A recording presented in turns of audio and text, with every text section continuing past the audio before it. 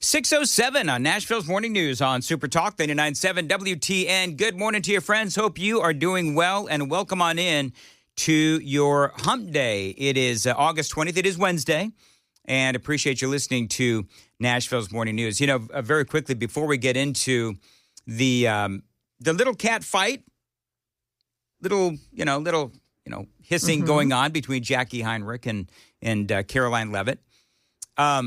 I was earlier in the broadcast, I was talking about how we just barely got the broadcast on today. We had some weird stuff going on behind the scenes here. I'm wondering if Vladimir Putin has somehow, been messing with our studios. But obviously, we were able to get on. But I actually made the comment that, we are a little discombobulated this morning in that first hour. And a guy on the super text line says, Dan, we could call your fans the discombobulated nation. What did he say? It actually sounded a lot better when he said it on the. See, this is the way my day has been going. I just thought of something. We could call your fans the discombobulation nation. There you go. The discombobulation nation. No, I think that's Ukraine. Anyway, I need some video, if we could, Louis. So there was a bit of a tiff between Jackie Heinrich and Caroline Leavitt yesterday during the White House press briefing. By the way, I have video for all of my audio. So if you're listening on the radio, you're listening to the audio. I've got video if you're watching us on any one of our platforms where you can watch the radio show in progress. So this was Jackie Heinrich. And I don't know if you saw this live, Joan, but this was Jackie Heinrich following the meeting between Donald Trump and Vladimir Putin. This was, I believe, on that Friday. It was just very unusual, atypical, and I think we're all awaiting, the readout, because the way that it felt in the room was not good. It did not seem like things went well, and it seemed like Putin came in and steamrolled, got right into what he wanted to say, and got his... And so that was weird. And, it was weird. And Brian Kilmeade kind of set her straight a little bit. And so I thought it was interesting because, I saw it and I thought that Donald Trump, part of allowing Vladimir Putin to go first, that's part of the negotiation. This is what I don't understand. It's like people who are criticizing Donald Trump, whether it is Jackie Heinrich or whether it is the media, they don't understand how Donald Trump negotiates. Did you see how well he treated Vladimir Zelensky when Zelensky was here on Monday? Yeah. He treated him very well. That is part of the negotiation, my friends. That is what Donald Trump is trying to do. He's trying to get Putin to actually do something that he wants him to do. So, of course, what Donald Trump is trying to do is, he's trying to make nice with Vladimir Putin. It does make all the sense in the world. So now yesterday, after that, and by the way, there's a lot of people who were criticizing Jackie Heinrich for that coverage. And I didn't believe, clearly I didn't believe that, the whole thing did not look good for Donald Trump, but whatever. After that, Trump got on the phone. He called Zelensky. He called all those European leaders. He got everybody in our country on Monday. And it now seems like hopefully we're on our way to peace. But anyway, so then there was a moment. I got multiple windows open, so hold on one sec. So then I have... All right, so this is now... Well, Dan. I've got multiple... I'm being Don't well, you hate Dan. when that happens? I'm doing well, Dan, by my computer. Doggone it. See, now I feel like Chris Hand, because this happens to Chris Hand sometimes. I never hear it happen to Chris. Yeah, Jones. Why would you do that to me? Because we love you so, Dan, Well, the problem is I have this, I have multiple audio playing, and I don't know where it is coming from. Okay, I'm going to pause that. So are you looking for the audio of Brian Kilmeade schooling her? No, I don't have. I don't know where this is coming. Oh, gosh, I hate. Here it is. All right, stand by. There you go. Okay, got now I've got Joan, this is not going well this morning. I'm so sorry. And you know what? You're not actually making it any better. I'm trying my best. Joan's like, oh, let me just make Dan's life just a little bit harder. Well, Okay, here we go. Kind of fun, yeah. This is Jackie Heinrich. Do you accept that as true? This is Jackie Heinrich and Caroline Leavitt, and Caroline Leavitt kind of blasted Heinrich a little bit, just in a really nasty, catty kind of way. Jackie. Thanks, Caroline. Since the president often says that this war would not have started if he were in office, and True. and Putin confirmed that. It's true.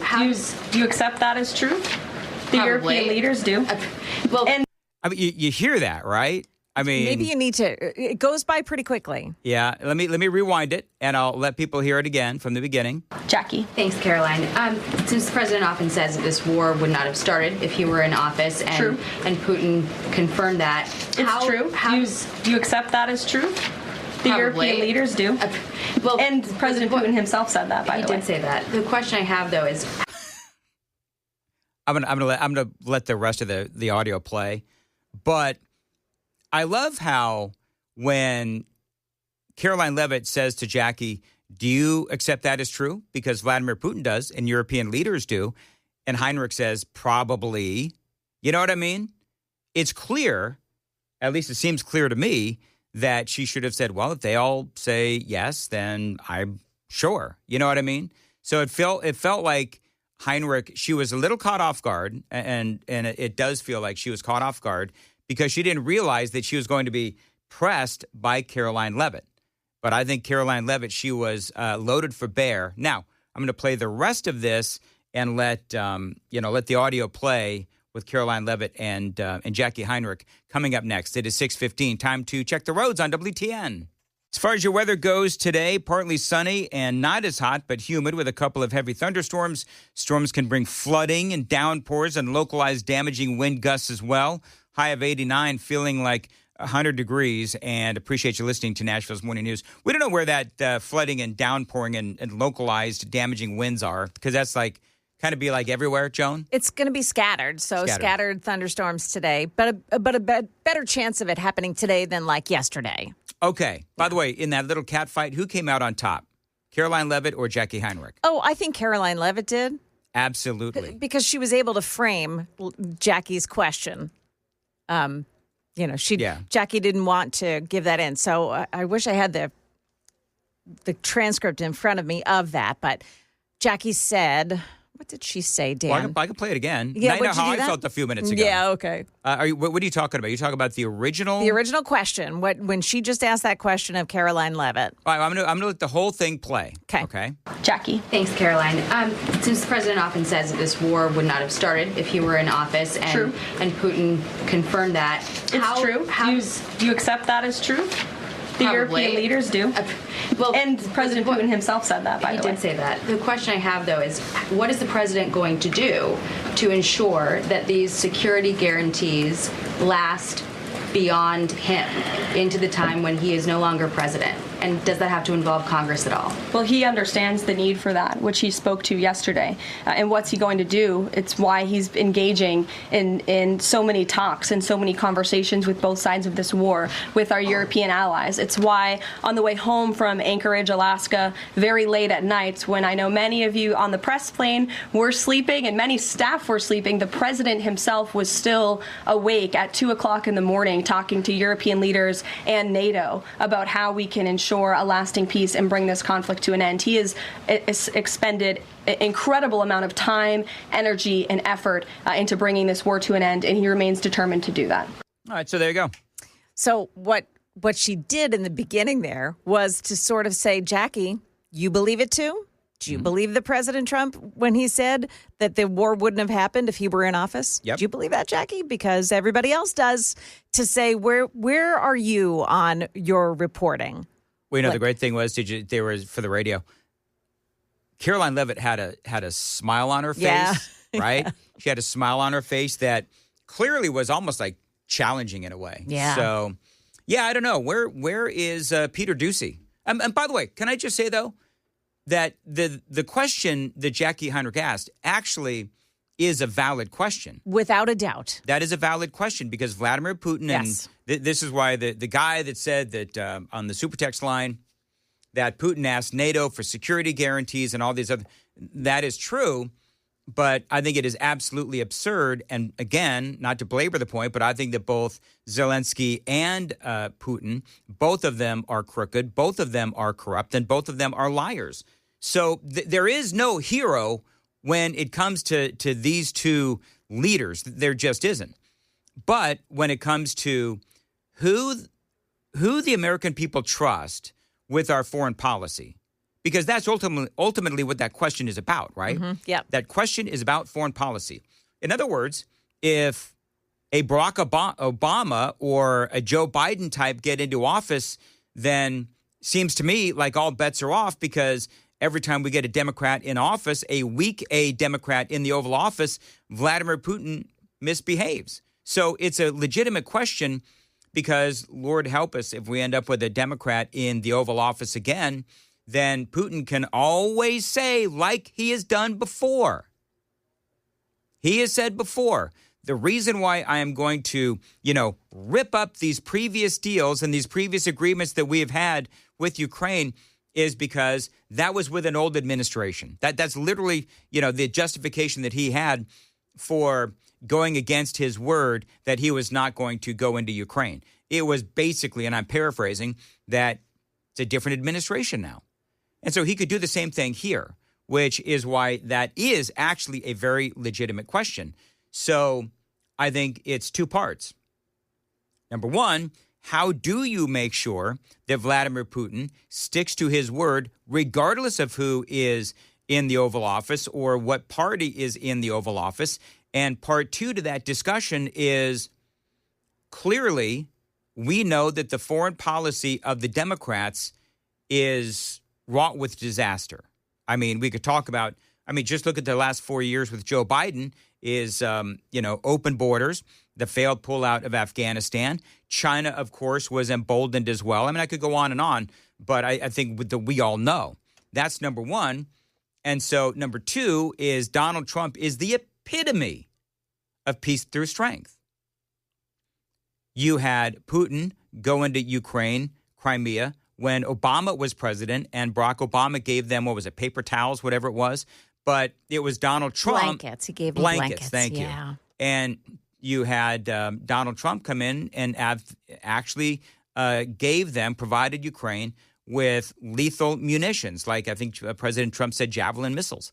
So that just tells you that if you want a strong foreign policy done right with peace through strength, then the American people need to keep voting for Republicans because every time there's a Democrat in office, every stinking time there has been a Democrat in office the last several presidential terms, we have had a disastrous, and I mean a disastrous, foreign policy.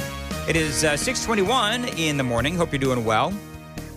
Joan Jones has the news coming up at 6:30. Joan, what you got? 6:37, Nashville's morning news on Super Talk, 89.7 WTN. I've got a very, very funny story coming up about Hump Day. We're going to talk about that straight ahead on Nashville's morning news. So the story of that trucker, by the way, I did a little reel. If you want to check out my reels these days, I'm doing a lot of them, at least a few a week. Follow me on X, follow me on Facebook and Instagram. I am now, believe it or not, even on TikTok. No dancing, though. People have specifically asked me no dancing, even if you are, Mandis, on TikTok. And so if you want to see my shorts, my reels, go on over and follow me on the socials. I did one yesterday on this trucker that killed 3 people with that illegal U-turn in Florida. The story of this illegal alien behind the wheel of this 18-wheeler making an rogue illegal U-turn, and an SUV slams right into it, killing 3 people. And I've been talking about how this is absolutely an epidemic in America. And basically what's happening, it's funny. We were trying to earlier define all of the things that define the Democrat Party. And definitely one of the big ones, certainly in California. And if you believe that Gavin Newsom is the leader of the Democrat Party because outside of George Soros, they don't have a leader. And so I kind of feel like Gavin Newsom, he gets the leadership really by default. He and Kamala Harris. And so you got all these guys that are coming into this country illegally, going to California, getting their licenses so that they can drive an 18-wheeler. These people are illiterate in their own country. Then they come here and they can't read certainly our language, and they can't speak the language either. You Gavin Newsom and these trucking companies in California just giving out the licenses like they're candy. That's the state of California. And that's what the Democrat Party, that is what they stand for. And how many more American people are going to die because of these illegal alien truck drivers? So here we are yet again. And the stories, by the way, just very quickly, the stories are not just about truckers, but illegal alien drivers all over America killing people. In the states that give them licenses, they've got, in my opinion, they've got blood on their hands. So now listen to this.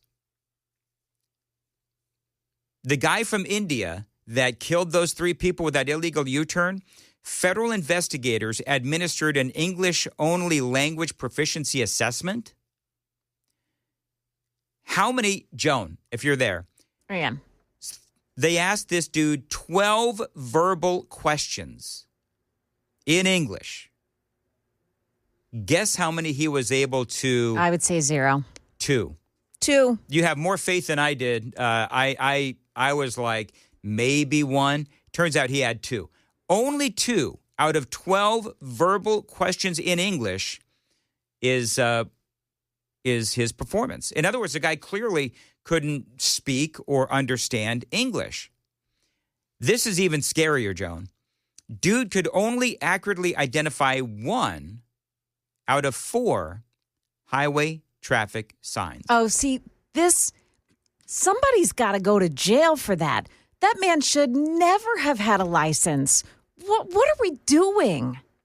We're all on the same roadways together with these trucks. Doesn't care. They don't care, Joan. It's all about bringing in as many illegal aliens as possible so that they can put them in cities where they can get more House or congressional representation and so forth. That is what the Democrats are trying to do. So now Sean Duffy tweeted this out. This cannot happen again. He said the at FMCSA, which is the Federal Motor Carrier Safety Administration, is launching an investigation into both this driver and White Hawk Carrier, which I guess was his employer. Here's what we know, he says, Sean Duffy, Transportation Secretary. Washington State improperly issued the driver with a full-term CDL. Asylum seekers or illegal aliens are not allowed to receive this.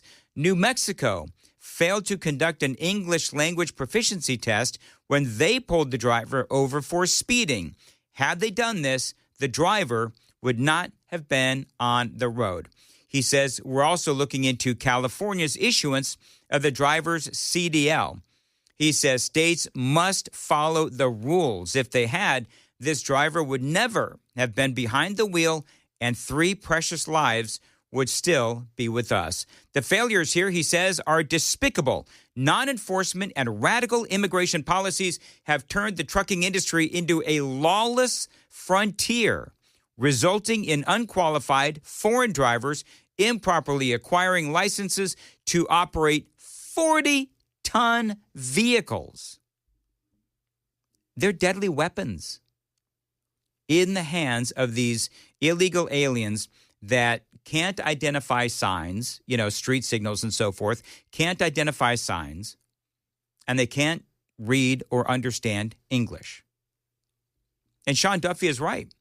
He says, POTUS and I moved quickly to require drivers to speak English, our national language, and launch a full-scale audit of how these licenses are doled out. And all of this is just the tip of the iceberg. We'll have more updates to share soon. So that is Sean Duffy. And it feels like he is on it. And it is nice to have someone, on it, if you will, because for the American people, this is a very big deal to a lot of folks. Need some video, if I could, Louis. This was Sean Duffy. He was on Newsmax talking about just how important this is. And he was on with Newsmax, and here's what he had to say. How important is it for truck drivers to speak English in this country? Listen, it's wildly important because this has been on the American books for decades. Because if you're pulled over or if you have a crash and you can't communicate with law enforcement or with first responders, it's a truly safety issue. Barack Obama, what he did is he took the teeth out of this rule of English only. We brought those teeth back to the pre-Obama era to go, we're going to put you out of service. We've taken 1,500 trucks out of service off the roads because the drivers couldn't speak English. And I think that's what the American people expect from us. English is the language of the United States of America. Right. And if you're going to get in a mobile missile, you should speak our language. I love Perfect. where he said, if you're going to get into a mobile missile, then you do need to speak the language. And listen, Sean Duffy is absolutely right. And the more that we allow, and I know that I said this yesterday, but, listeners come and go all the time. But we said during the Biden administration that we were going to be suffering or dealing with the consequences, the ramifications of Joe Biden's open border for years. And here we are. 6:45, time to check the roads on WTN. 6:45, Nashville's Morning News on Super Talk 99.7 WTN. By the way, the Super Text line is open. It's 615-737-9986, 615-737-WWTN. It is fascinating, too, because when you talk about everything that has been going on in America as it relates to the Democrats and the problems that we have, oftentimes you look at it and you think, okay, you know what? Could these problems have been prevented? And I think you look at what's going on, and I think absolutely a lot of the problems that we have today could have been prevented by voting Republican, by having Republicans in office. And so for me, the more that I scan the news, I read the news, the problems with illegal aliens, the problem with these truck drivers, and by the way, Republicans, I'm sure, had opportunities to fix the problem as well. But you look at Ukraine, you look at the problems with the cities across America where there's a lot of crime as the Democrats are running these cities into the ground. A lot of these are rooted in Democrat policies. Remember what Ron DeSantis said? This was he was on with Laura Ingraham. This was the other night on Fox News. Well, he's in California. We are working with the federal government to extradite him back to Florida. He will face incredibly severe charges here, and then he will be deported. But I will tell you that where was the role of the company in all of this? I don't think this guy spoke English. He clearly didn't know what he was doing behind the wheel. And yes, you shouldn't be giving illegals driver's license. We don't allow that in Florida. California does. They've issued probably over 1 million licenses to illegals in recent years. Think about that. 1 million licenses over the past, 4 or 5 years, thanks to Joe Biden. So DeSantis, he's absolutely on it. He knows exactly what is going on, and he is doing whatever he can. And remember that heading into 2028, really it is going to be the tale of two cities, or the tale of two states. Let's say the tale of two states. You're going to have California with all of their problems, and they've got a lot, and the state of Florida with Ron DeSantis, which is an incredibly conservative state. And I think that if you want America to be something, we want to be more Florida than California. But to have somebody like that on our roadways putting people in jeopardy, yes, criminally prosecute him, the illegal, 100%. But I think it's got to go beyond that, and I think we got to get tougher on this nationally. One of the frustrations we've had in Florida, we don't recognize illegal alien driver's license from any other state. We don't issue them from our state. We don't recognize any ID cards issued by local governments, NGOs, you name it. we've tried to create an environment that makes it inhospitable for people to want to come illegally and come to Florida. California's done the opposite. They're inviting people to come to this country illegally. They'll pay for your health care. You get in-state tuition. You get all these benefits, some of which American citizens don't even get. But ultimately, I think you're going to need the Congress to use the power of the purse and defund states like California that are sanctuary states and they're similar cities, because we're trying to do the right thing, and yet we have to bear the costs from their misguided policy. I mean, he is absolutely right. Scott Sapicki is hearing me ramble on about this and wanted to call in. Scott, State Representative, always great to have you on. You are running a bill, and I think you and I talked about this before, but you're running a bill that is going to try to prevent illiterate, illegal aliens from getting behind the wheel of 18-wheelers. That's correct, Dan. I've been looking into this, and we have a loophole in Tennessee right now that if you're an employer with less than 5 employees and the employee doesn't give you any documentation, you're not required to do E-Verify in the state of Tennessee right now, which is making Tennessee a magnet for these illegals to come here and get work. And with the Trump administration and ICE trying to do their job, I felt it necessary to go ahead and change that law, and we're going to try to do it in January, to where if you hire somebody in Tennessee and you are not provided one of those 7 legal documents that are laid out in law to prove that you are here legally, then every employee will be required to have E-Verify on them by the employer. And if the employer is caught violating this law 3 times, then we will revoke their license. You know, one of the things, the concern is that, okay, so let's just say a guy gets a CDL, a driver's license from California, and they're driving all over the country, including through Tennessee. Is there anything we can do to ensure or enforce them not driving in Tennessee? I don't know how you do this, but is there an answer to that problem? 100% yes, Dan. There's a program called 287G that the Trump administration has opened back up. It was basically sunsetted by the Biden administration.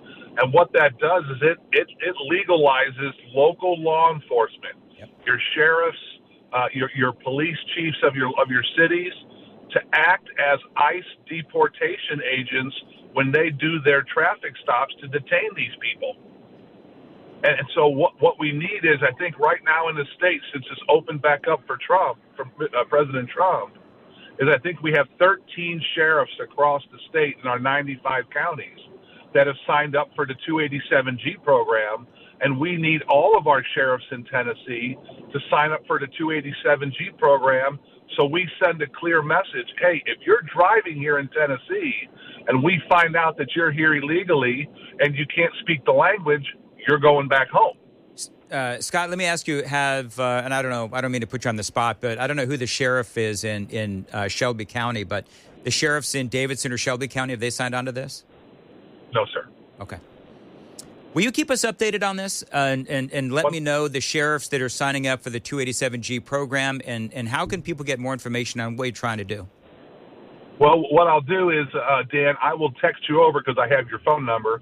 I'll text you over the current list of sheriffs that have signed up for 287G. Okay. And then maybe you can talk about that with your listeners, and they can ask their sheriffs to, hey, we want our roads safer. Please sign up for this program. And then when we file the language, I'm sure you'll know about it. Send me the list. And thank you very much. Always appreciate having you on. Scott Sapicki joining us here on Super Talk 99.7 WTN. Enlightening indeed. All right. It is, 6:53. Jones got the news at 7. Joan.